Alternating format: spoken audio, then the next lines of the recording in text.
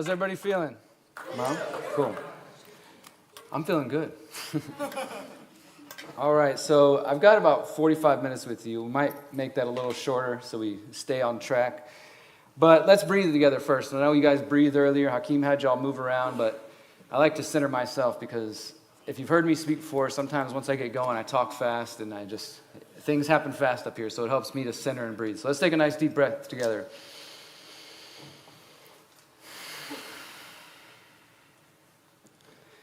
All right, so my talk today is about the concept of exit and build. Who was in my workshop yesterday? We had a good crowd in there. So some of what you heard me talk about yesterday will be familiar, and we're going to go a little further, hopefully.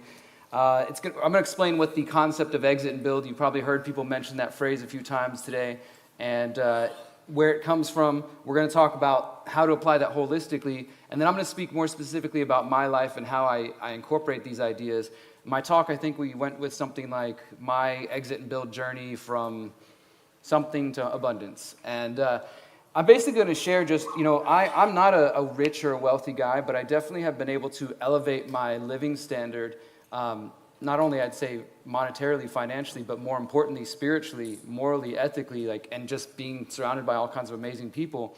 And that isn't where I've necessarily come from. I've started out as pretty much just a broke, starving activist. Anybody ever been that? You're just so passionate, but you don't know how you're going to make it work, but you just know you care enough that you have to go do something. And I did that for a few years, and then I've been able to thankfully find a path for myself with journalism and with organizing events like this that has allowed me to really live the life that I want. And as Hakeem was mentioning, trying to be an example for other people. I shared this in my workshop yesterday that I think the best way that we can teach when it comes to anything is to lead by example.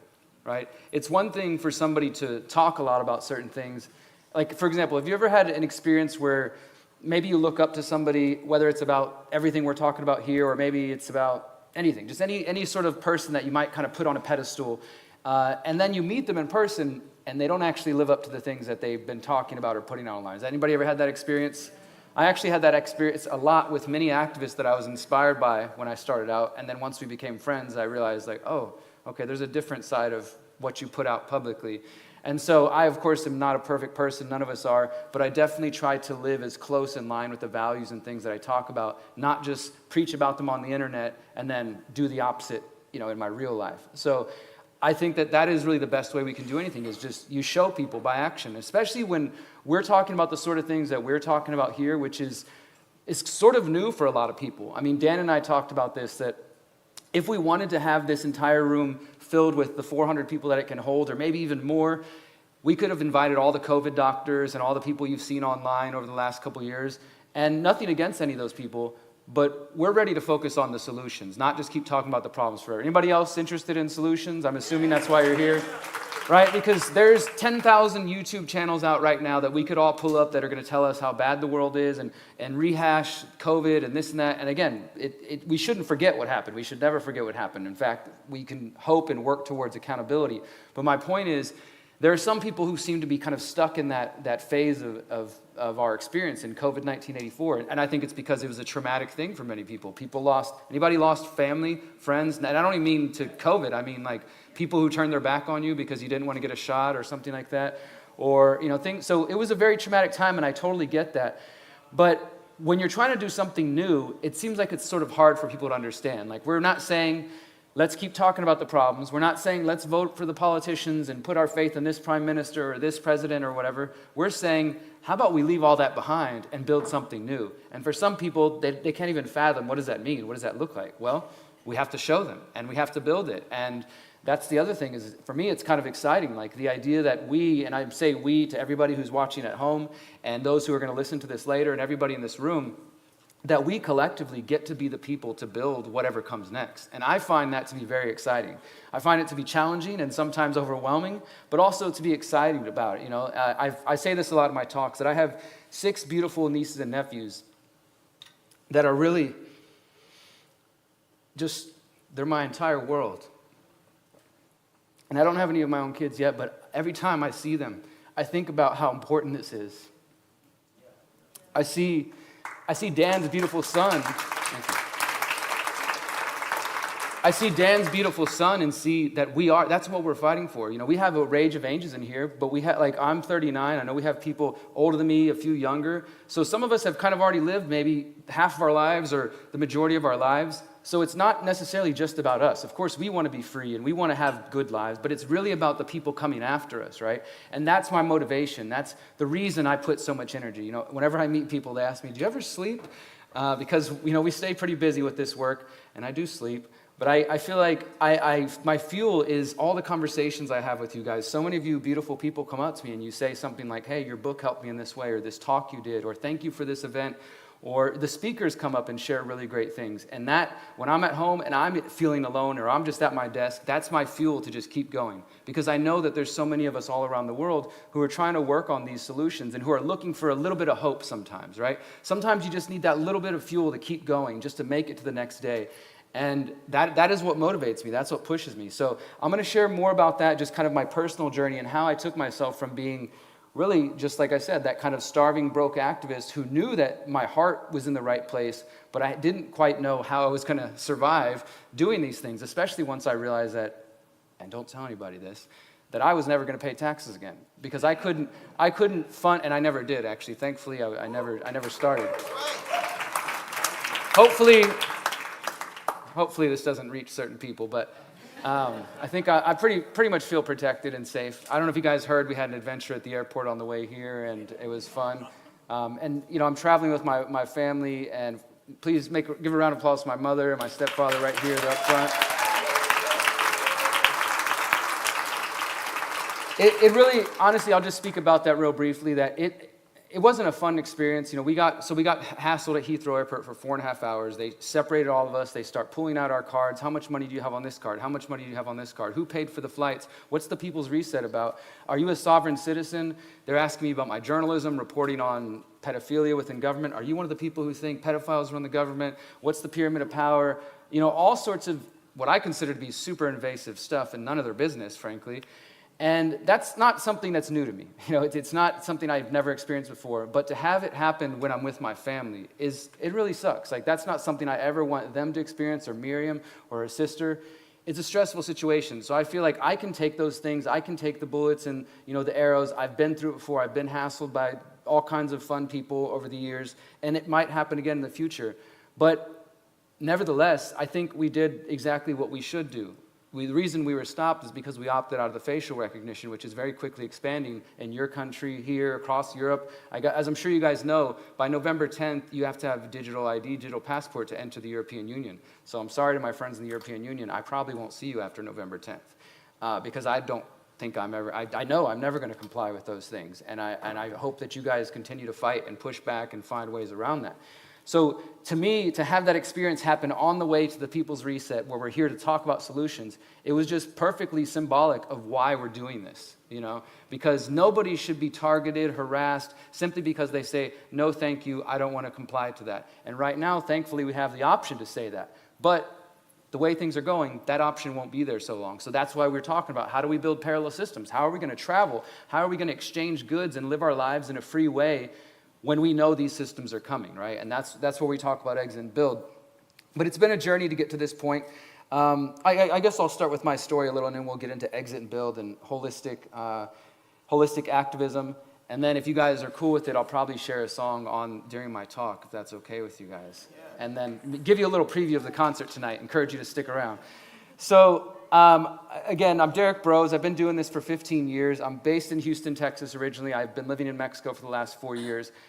In 2009, I just started having my awakening journey, as some people say. I read some books, watched some documentaries, and within the span of a week, my entire world was changed. I realized I can't trust governments. I can't trust any of these officials, these authorities that we're told that we should be looking up to. And I never really did. As a young person, I was always sort of, I think, rebellious, kind of anti-authority. Not in any sort of philosophical sense, like we've heard from Nigel and David, and voluntarism, all these ideas that I understood now. I just knew I don't trust authority. They just seem like they're not worthy of trusting. But when I got out, after I went to prison at a young age, and I started to wake up, I started to see, okay, the entire world around me is mostly a lie. I mean, and I've learned more and more about that, whether you're talking about history, you're talking about science, you're talking about so much of what we're taught at a young age, that what we're propagandized in the mainstream education system is not about building us up into beautiful, free-thinking, critical thinking people. It's about making us worker bees who are obedient and follow orders and just, get in that rat race of just trying to survive, right? I just got to get to 60, 65, 70, and I'll be able to retire and then enjoy my life then. And that it just did not, none of it ever made sense to me. So whenever I started to have my awakening, I felt like I finally was really starting to understand the world around me. And, I don't know about you guys, but whenever I first woke up, I thought, okay, all I need to do is share this information with people and everybody's going to get it. Like, that's it, right? They just haven't heard about this. And then I started going to friends, and after driving everybody around me crazy, including most of my family, I had 2 friends who understood what I was talking about, and we started an activist group, and that activist group became a big part of my life. And for 8 years, I was involved in the Houston Freethinkers. We had activist houses where I would live in with a couple other guys. We'd host documentary screenings, potluck dinners. We'd do protests and marches and rallies. We did skillshares, teaching people how to make their own soap, how to bake their own bread, how to, not tie knots, just anything that we could do in the community. It was always very local, because I realized really quickly on that while the problems are massive and worldwide, like we talked about a little bit yesterday, how the United Nations has just signed the Pact for the Future, and we know the World Economic Forum's work up to all kinds of fun stuff. The problems are huge and they're international, but the solutions are absolutely in your backyard. They're in your local community. And this is something I just really, really want to emphasize, because each of us are coming from different places. But if we take the solutions that we've been hearing this weekend and that we're going to hear tomorrow, and we actually go home activated and we implement them and we connect with other people in our local areas, we will create a better world. But if we're only focused on the big picture and we keep ignoring what's going on in our own backyard, it's going to advance, because the UN can make some sort of demand or edict, and that's great, but they really don't have any power. The way it happens is some local politician in your community says, all right, I'm going to follow that UN agenda and I'm going to implement a 15-minute city on my local level, or I'm going to implement a mask mandate or a shot mandate, right? That's where we actually have the power to push back and to organize, whether that's, if you choose to get involved politically, I don't think it's the best use of your time, but if you do, locally is the way to go. And I mean like super local, like your school board where your kids are going to school, getting involved there, town council, city council, even if you're not trying to run for office, but being there, showing up, being a voice. Has anybody ever gone to any of those places and expressed yourself and stood up? And good, give a round of applause for people who are actually speaking up in their local communities. And in my experience, those things are always at a super inconvenient time when most people are working. In the middle of the day, in the afternoon, you got to sit there and wait a couple hours to get 2 minutes to speak or 3 minutes to speak. I think that's all by design, of course. They don't want it to be convenient for us to be able to come and express ourselves to the people who are pushing tyranny in our backyards. So I focused very heavily for the first 10 years of my work, and I still try to this day, on what I could do in my own backyard. And we had a lot of successes. We were able to get on the local media plenty of times. They wrote lovely articles about us, calling us local group of conspiracy theorists. And it was, they put up articles about me whenever I got arrested for the cops pulling a shotgun on us, and they said it was my fault, and all kinds of fun things. But over those years, I realized the media is not doing their job. And I started to think, maybe I can do it better. I didn't go to school for journalism, but I have a knack for investigation, and I realized that, I have a mind that likes to think, and I think I'm a pretty intelligent person. So I started just picking up a camera. I started going to press conferences. I was and especially at that time, I come from kind of a punk background, so I'm showing up all tattooed and, ratty clothes with a little camera, and there's all these big local news there, and everybody's looking at me like I'm in the wrong place. But sure enough, I would be the only person there asking a tough question. I very quickly realized, so they get invited back because all they do is throw softballs to the mayor and to the police chief. And as long as you do that, you're welcome back every time. The very first time I ever attended a Houston Police Department press conference, went all the way up to like the 15th floor, and again, I'm just looking around like with my little camera, and I asked a question about this surveillance equipment they're trying to purchase, and he lied to my face even though I had the contracts. And I put a video up saying Houston Police Chief lies about surveillance. They had a press conference the next day. I also came back, and at that press conference, I was asked to stay after class by the chief's liaison officer, and he said, Derrick, you're welcome to keep coming back as long as you're a good journalist, as long as you're a respectable journalist, a credible journalist. He's like, I saw your YouTube video there, and you said that the chief lied about this, but technically, he didn't confirm or deny it. And I told him, I said, look, I understand what you're doing. This is your job. My job, even as an independent journalist, is to hold you accountable. So when I know you're lying, I'm not going to play that game and say, oh, the chief did not confirm or deny. I'm going to say it's a lie, because what it is, it's a lie. They would prefer people to use euphemisms instead of speak truth. And that's part of the deception. They like to use these fake words to get it. Like, for example, in the U.S., they don't like to admit that they torture people. They call it enhanced interrogation, things like that. But that really masks, like, I think on a fundamental level, the truth of what we're dealing with. So non-confirm, a lie is a non-confirm or deny. Torture is enhanced interrogation. We don't need to play those games. We need to use the real words. So I saw very quickly, okay, doing that job is going to be difficult if I choose to, really go the path that I've been on.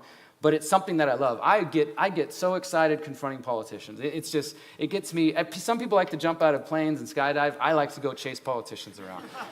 And it's a fun thing to me. In the last year, I've confronted Tulsi Gabbard, Peter Hotez, anybody know Peter Hotez? You guys probably know him over here. He's the huge propagandist for the shots. I got to confront him 3 times in the last year. It's a fun thing for me. That's how I spend my weekends.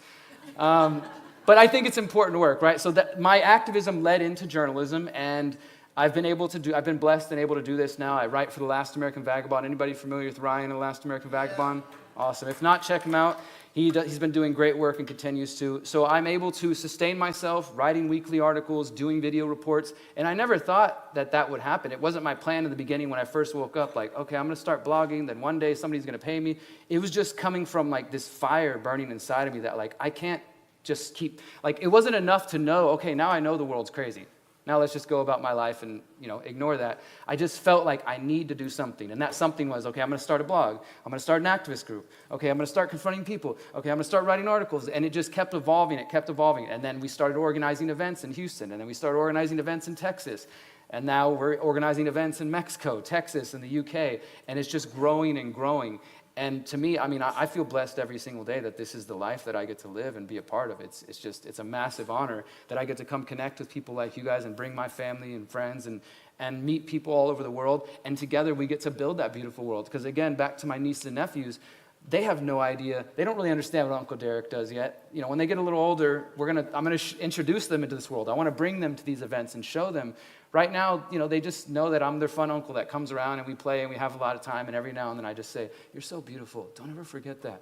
Just like planting all these seeds, just trying to help them, just see how powerful they potentially can be. Because as I mentioned yesterday during my workshop, we all know how much propaganda there is out right now for the children. Like, I think probably more than there ever was. I know there was propaganda in schools when I was in school, but now it's things about gender and sex and this and that, and it's so much, and it's a lot. And my brother and sister, they're full-time parents and working. They don't necessarily have the time to, be involved every single day of every moment. And neither do I. But when I come around, I want to make sure that they always feel loved. They always feel welcomed. And they know that you can't necessarily trust what everybody out there says. That was some of the first seeds I started planting in my younger brother. He's 13 years younger than me.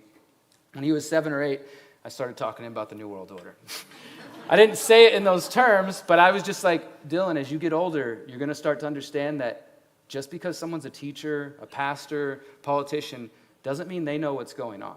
Don't just put your blind faith in them. Don't put your blind trust in them. And now he's just turned 27. He comes to some of our events, and he'll message me sometimes and say, like, oh, look, I saw this thing, and he's told me recently, he's like, I remember those things you were telling me, and they're still with him, right? So there's a power in us planting seeds in the minds around us, and you don't have to be aggressive about it. It's just about connecting with people on a real human level. So my journey was very much just activism, then journalism, and now getting to do these lovely events. But I mentioned briefly earlier, I went to prison when I was 20 years old. That, I think, was my real awakening. Everything I just described was kind of my political awakening, waking up to conspiracies and what the government's up to. But it took for me to go to, getting locked up, first getting locked up for small things and eventually being locked up for a year and then getting out, going back for 3 more months, getting out, going back. In the end, I did 19 months between county jail and state prison and all kinds of other treatment centers in Texas. I got arrested the week before I turned 21, and I got out for the final time October 2008 when I was just about to turn 23. And in that 3-year period, I learned so much about myself because it's one thing, we face challenges every day out here in the free world, as they call it when you're behind bars. You call this place the free world. Maybe we should call it the free-ish world.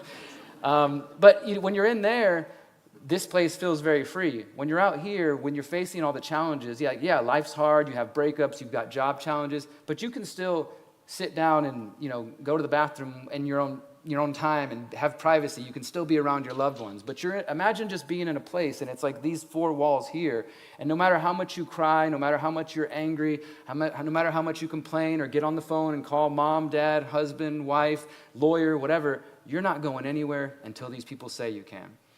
And that is a very powerless feeling, or it can be, but that's where I found my true power. Whenever I accepted that, because at first it's this sort of situation where you don't want to let go of the outside world. You're like, no, what's my friends up to? What's my girlfriend up to? I don't want to be here. I hate this place because it's a horrible place filled with fear and racism and just anger and all this kind of stuff.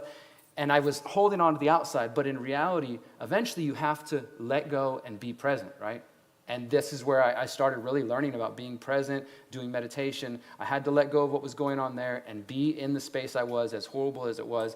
And that is when my healing really began, because I started journaling every day. I started meditating. What's that? 5 minutes? I don't think I've been on for how long have I been on? 10 minutes? 15? Feels like I don't think it's been, has it been 45 minutes already?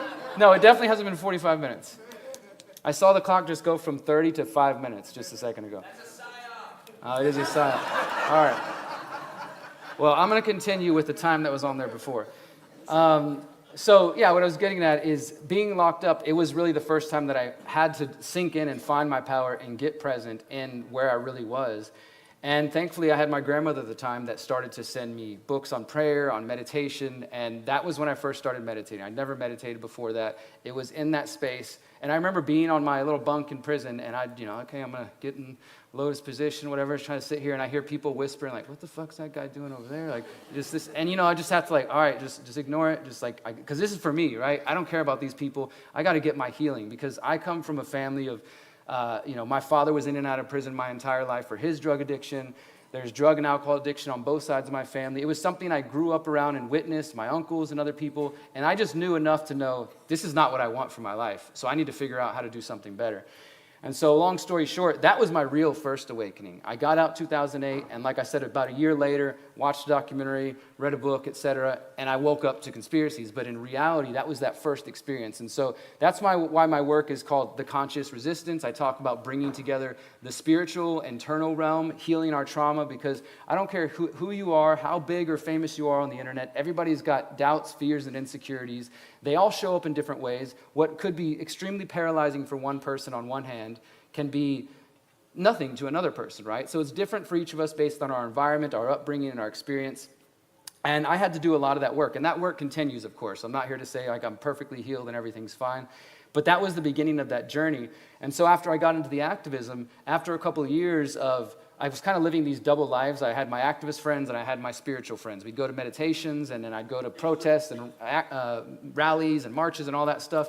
But they were two different worlds, because my friends who were in activism had no interest in spirituality. Most of them were just like, what are you talking about, you weird hippie? And then my spiritual friends, we would go to our meditations and our consciousness circles, and every time I would try to bring up some controversy, some latest police shooting, or the government's trying to pass this law or whatever, they would say, don't talk about it, only good vibes here, put your hand there, cover their eyes, close their ears. And it was a problem I had, but for the first couple of years, I just kind of like, all right, I guess I have these friends and I have these friends. But in 2013, after a couple of years of doing that, I had one of those nights where you're up just watching YouTube till 4 a.m, you just like can't stop. And this phrase, the conscious resistance, was kind of whispered to me. And that's why I launched the website. It's the name of my book series upstairs. And I guess sort of the movement, if you will, the idea of bringing together these worlds of spiritual and the physical realm. Yes, there are corporations and governments and people that we can name and institutions that we can say, these people are doing bad things, but that's not the end of the picture. Some people, they get stuck in that realm and then they're totally kind of absent-minded when it comes to this. This is the internal tyrant, the doubts, fears, insecurities, and limiting beliefs that can actually hold you back and prevent you from being the best person that you are capable of being. And I don't know about you guys, but it feels like we need the best versions of ourselves right now. We need everybody to step up and be that best version, be an example to the people in your lives, to your friends and family, to your colleagues, etc., so we can set that right example for other people to come forward. So I say all that to say that that's really what my message is about, is bridging that, kind of internal awakening with the external. And I think especially anybody who's at home, I've seen some of your comments. Somebody earlier on the comments was watching and he said, so what, we're going to do yoga and defeat the New World Order? Yes. That not only alone, because this is my problem, like we can't meditate our problems away and we can't pray them away, but that's part of the solution. Because if you're only doing the rally and the marching and like going and fighting out there, but you have nothing on the other side, I think you're missing part of the puzzle. To me, it's not one or the other. These are, and I'm not here to tell you what modality, religion, spirituality, that's your choice. I'm just saying we definitely do have this internal world that's important as well as the external world. Does that make sense to you guys? Yes. Absolutely, cool. All right, so that thing says I have 20 seconds, but I know that's totally wrong. So I'm just going to keep going. Neil, we're going to just keep rolling and we'll bring you on afterwards, all right? I'm going to say I've got 15, 20 minutes at most. It definitely said more than that. Okay, so let's get it more into the details. I kind of shared now about, let's talk about what holistic means. Does anybody have definitions for that? Shout it out. What does that word mean to you? Fully encompassing, all encompassing, anybody? Bringing in all levels of being. Comprehensive, absolutely. Great. So, yeah, that's exactly right. Holistic is this word. I was saying this yesterday, that you can go to like the supermarket and you're going to find holistic dog food. You're going to find holistic, whatever. It's kind of like a marketing thing now. People know, like, you can just throw holistic on any product and people are like, oh, holistic. Okay, well, I'll take that one. And it doesn't necessarily have to mean anything, but there is an actual definition. It does have meaning. It means dealing in whole systems. So, for example, like let's say you're an environmental scientist and you're studying the planet. If you are looking at, like, say, the waters, the rivers, the lakes, that's one element, and you can study that, and you're going to get data from that, and that'll give you a certain perspective. But from a holistic perspective, you would look at all the different systems. And when you look at it from a holistic perspective, you don't just zero in on one piece of data, one piece of information, but you look at it from the broader perspective. It's going to give you a different view, a different analysis of whatever you're studying. And so for me, I talk about holistic activism, or as an anarchist or a voluntarist, I talk about holistic voluntarism. And all that simply means, again, that if our activism is just focused on they're bad, they're the bad people, they're doing everything wrong, and it's kind of a cliche you guys may have heard, when you point your finger that way, you've also got like 3 fingers pointing back to you.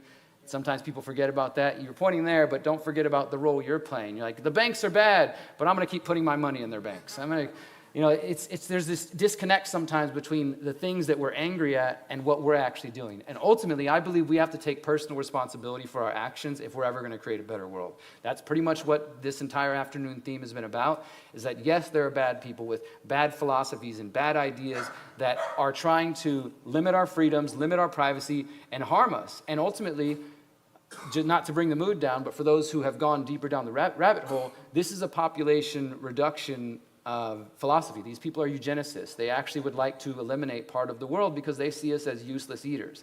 I don't think that's true. I think we all have different gifts to offer, different skills to offer, and that's no matter what color of skin, background, nationality you are, we all have different gifts to bring to the planet. And so, but we do have to take personal responsibility for our actions. We can't just say the other side is bad while we continue to support and use their systems. That's why today is all about building parallel systems outside of that. So I like to think in holistic terms, and when it comes to this idea of exit and build, it's from my book called How to Opt Out of the Technocratic State, which you can find upstairs at my table. It's also available to download for free, theconsciousresistance.com/how-to, theconsciousresistance.com/how-to. There's also a free audiobook. It's available in Spanish, German, French, and Japanese is coming soon. And I wrote this book in 2020, right before COVID happened. I published it in 2020, wrote it in 2019. We wrote an updated version in 2022, sort of a post-COVID version about everything we learned from lockdowns, travel restrictions, mandates, etc. And in that book, I talk about this idea of exiting and building. It's essentially this Agorist philosophy we've been talking about this afternoon, and it plays in perfectly with the technology. We had Rose earlier speaking about DarkFi, and they're trying to build alternatives to the internet. That's the same thing. We want to exit from slavery systems, from systems that are going to lead to less privacy and less freedom in the long term. Exit from them, whether that means physically, morally, taking your money away from them, and build new systems and or support those who are building those new systems. I touched on this a bit ago as well. There's all kinds of amazing technologists discussing their tools earlier. I don't know how to build any of that. I don't know how to do any of that, but I definitely want to give them a stage to speak about it, to share it with the world, and hopefully get those projects funded, and hopefully get more of you guys involved in that, right? That's the whole exit and build philosophy and strategy. Let's take our money, our time, our energy, our spirit away from these dead-end slavery systems, and I think politics is one of those, and let's put our energy into building new systems and focus on that for the coming generations, most importantly. So that's exit and build, and that's really what my work focuses on. Thank you. I think that's the fundamental message of this entire activation. That's why we're trying to do this. We're not here to tell you guys to go register for a political party or to wait for the next election. I know you guys just had an election. I heard that turned out great for you. We're about to have one in the U.S. It's a fun time. Election years are always prime time to propagandize our brothers and sisters. How many people know freedom lovers who were all like, yeah, we got to get out of the system, and then the election comes around, they're like, wait, hold on, let me go back in. That's going to be the solution. That's going to fix things. We got to be careful for falling for those dead ends. So for me, the way I've done this is, I can't claim that the path that I've been on is going to work for everybody. As I mentioned earlier, I don't use banks. I don't talk to the IRS. I don't have a cell phone. The phone that Miriam has, sometimes I use it when I'm with her. Thankfully, we use an above phone. We don't use a spy phone. But I really try to live this message of exiting from these systems that don't align with my values. And that's not easy. It doesn't make things very easy. Sometimes getting paid for things or transferring money around can be a challenge. I have used tools like cryptocurrency, like Sam was talking about earlier, specifically Monero for private transactions.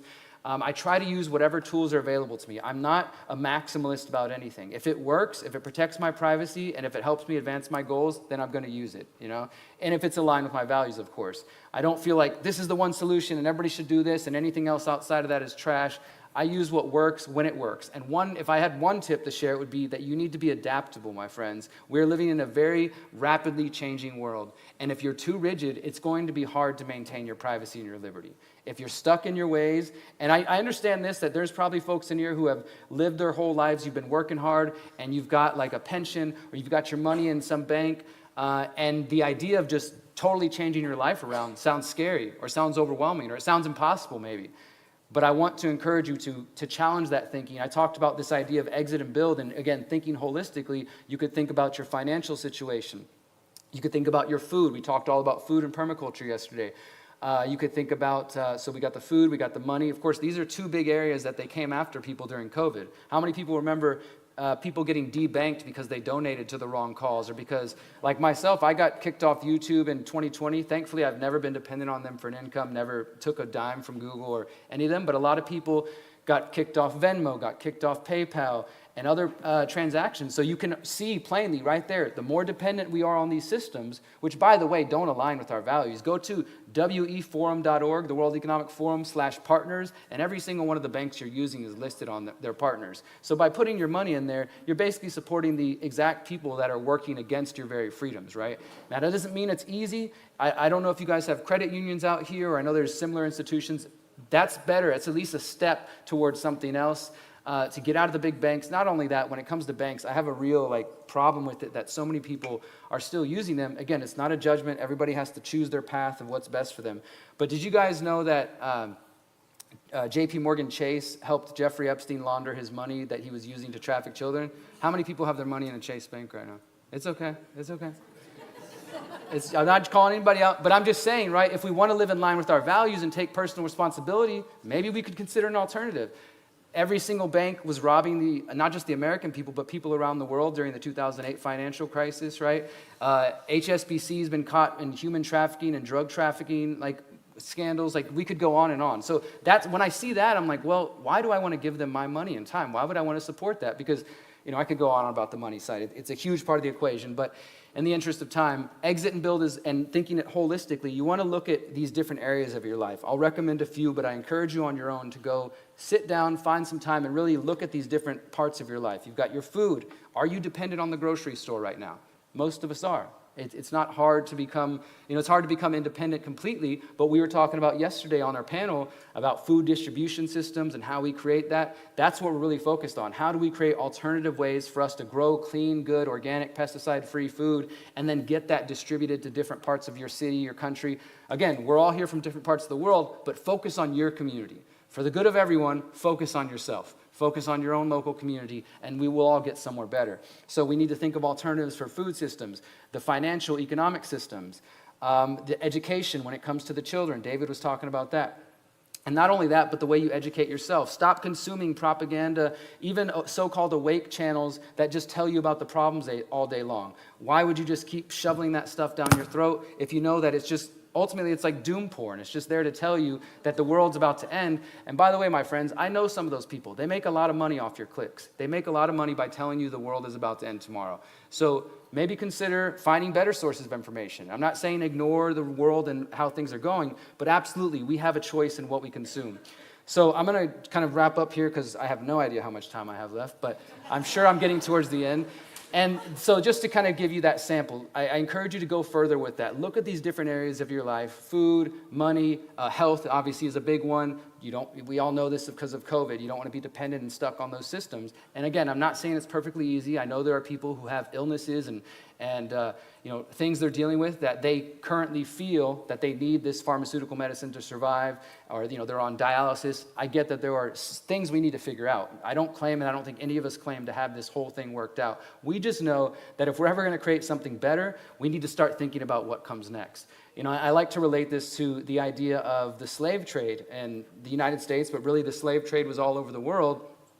People started recognizing, maybe this isn't right. Maybe we shouldn't be enslaving other human beings. Maybe we should find a better way to do this. And there would always be a guy, I'm sure, that came up and said, well, how are we going to pick the cotton? I mean, I hear what you're saying, but that just sounds too crazy. There's no way this system will work if we don't have slaves, right? People couldn't imagine that we could create a new system, that there would be ways to organize ourselves without it. And I feel like that's what some people are kind of stuck in that mindset right now. The idea of something new is so far off or so distant for them that the only thing that they can think of is what we currently have, right? Well, if we change things, how would things function?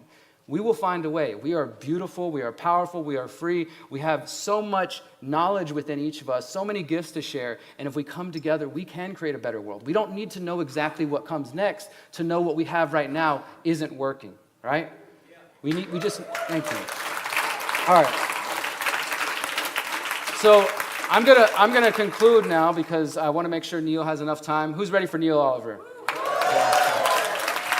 But I want to encourage you guys to, after Neil wraps up, excited. After Neil wraps up, we're going to courteously get everybody the heck out of this room so we can get set up for the concert. And I do encourage you to stay, go get dinner, go to the workshops, and come back. But I'm performing tonight. For those who don't know, I perform music under the name 33. You can come ask me why later if you like. And I'm just going to give you a little short version of one of my songs. Is that okay? Yeah. Is that okay? Cool. All right, so I'm going to play the whole thing tonight. I'm just going to give you one verse. It's called Awakening. And I feel like this song even more strongly after what happened at the airport. I've never felt more powerful than when I question the power, so full of themselves, lost in arrogance, but in reality they're cowards. If you're searching for the devil, look no further than your government. The politicians are the puppets, but don't forget the false covenants. False prophets, mega churches making profits, the devil's loving it. They lie to your face and you take it. Do you prefer to be ruled? Wolves in sheep clothing, they got you fooled. They pull the wool over your eyes, feed you lies while they strategize and propagandize. Come on, my brothers and sisters, this is our moment to rise. They never saw us coming, but we are the antidote to their lies. We strive for truth and liberty. We strive to be better. Humanity's made mistakes. We're not perfect, but this ain't forever. I know we're destined to build a better world we know is possible. It's going to take struggle and making ourselves responsible for our choices and actions. We have the power to manifest that which we know we deserve. We are humanity at its best. Thank you guys so much. Thank you, guys.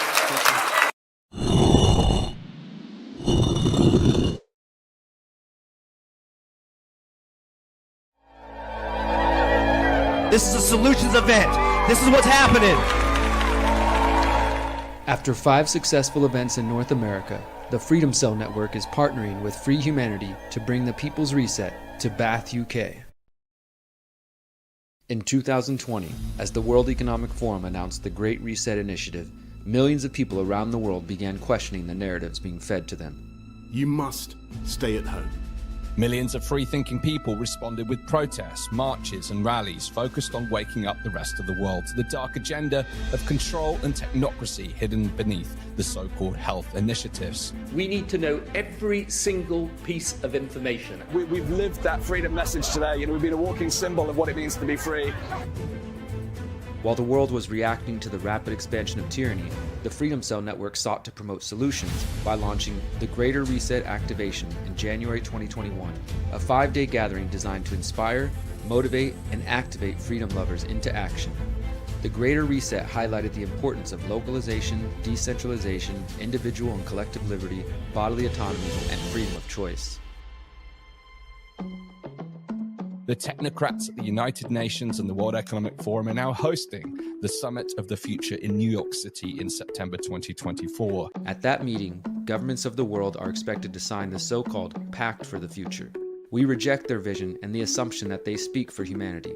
Join us in September for the People's Reset UK, our summit for our future. Over 3 days, we will gather in community, celebrating our victories and successes, whilst continuing to highlight solutions under 5 holistic themes. Liberate your mind, body, and spirit. Permaculture and food independence. Building parallel networks. Empowering technology. And building free and conscious communities.